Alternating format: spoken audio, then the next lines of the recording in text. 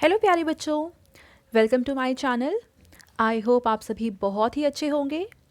बच्चों, इस वीडियो में हम डिस्कस करेंगे SCERT के द्वारा शुरू किया गया पठन अभियान के तहत कक्षा 6, 7 और 8 की वर्कशीट नंबर 9 जो कि 27 जनवरी 2022 की वर्कशीट है। बच्चों, सबसे पहले आप यहाँ अपना नाम लिखेंगे और यहाँ आप अपनी टीचर का नाम लिखेंगे। और आज की वर्कशीट का टॉपिक है गणतंत्र दिवस। तो बच्चों, जैसा कि आप सभी को पता है, आज 26 जनवरी है और 26 जनवरी के दिन ही हम मनाते हैं गणतंत्र दिवस। ठीक है, आपने 26 जनवरी के परेड को कल टीवी पर देखा होगा या उसके बारे में सुना होगा। हमारे देश का संविधान 26 जनवरी 1950 को लागू हुआ था और इसी खुशी को हम हर साल गणतंत्र दिवस के रूप में मनाते हैं।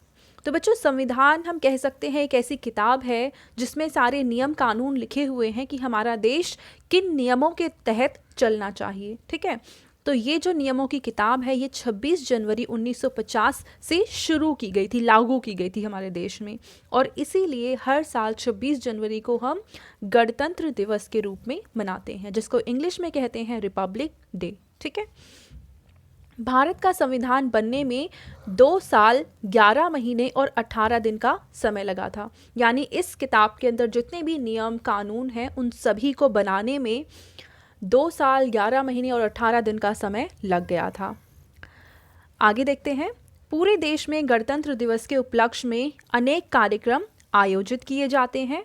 इस दिन राष्ट्रपति द्वारा हमारा राष्ट्रीय ध्वज फहराया जाता है।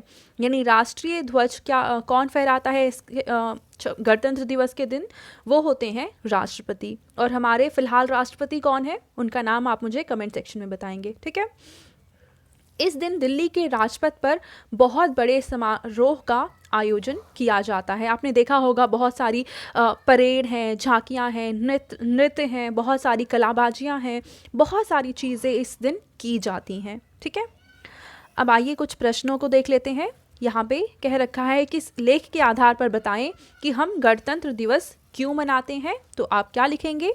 इसका आंसर यहाँ पे लिखा हुआ था कि हमारे देश का संविधान 26 जनवरी 1950 को लागू हुआ था। इसी खुशी को हर साल हम गणतंत्र दिवस के रूप में मनाते हैं। तो ये हो जाएगा पहले प्रश्न का उत्तर। ठीक है बच्चों, चलो आगे देखते हैं। आगे हमसे कह रखा है कि आप अपने देश के लिए क्या करना चाहेंगे और क्यों। कोई एक बात लिखिए।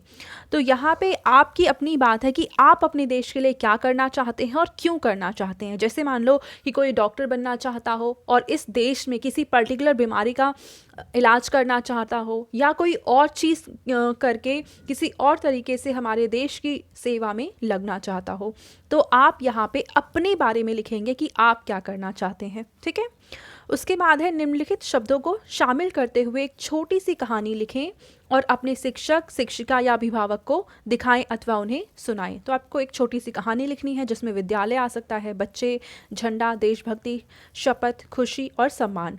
तो बच्चों, यहाँ पे एक टॉपिक ये हो सकता है कि आप गणतंत्र दिवस अपने स्कूल में कैसे मनाते हैं। हालांकि फ़िलहाल तो आप गणतंत्र दिवस के दिन स्कूल नहीं आ रहे हैं, पर इसके पहले जब आप आते थे तो आप लिखेंगे कि हमारे विद्यालय में बहुत सारे बच्चे हैं जो कि गणतंत्र दिवस के उपलक्ष्य में बहुत सारी चीज़ों को जैसे डांस है और बहुत सारी चीज़ें आयोजित करते हैं। यहाँ पे देशभक्ति नृत्य किए जाते हैं। हम शपथ लेते हैं कि इस दिन हम अपने देश की सेवा करेंगे और अपने आप को देश की सेवा में लगाएंगे, और इस तरीके से हम स्कूल में झंडा फहराते हैं। ठीक है, हम जो भी चीज़ करते हैं, जो भी आयोजन किया जाता है स्कूल से में, उससे हम सभी को बहुत खुशी होती है और हमें सम्मानित भी किया जाता है हमारे कामों के प्रति। तो इस तरीके से आप एक छोटी सी कहानी बना सकते हैं। तो ये थी आज की हमारी वर्कशीट एंड आई होप आप सभी को ये वर्कशीट बहुत ही अच्छी लगी होगी। बच्चों, अगर आपको ये वीडियो पसंद आई है तो इसको ज़रूर लाइक करें, अपने फ्रेंड्स के साथ भी शेयर करें और इस चैनल को सब्सक्राइब करना बिल्कुल ना भूलें। Thank you.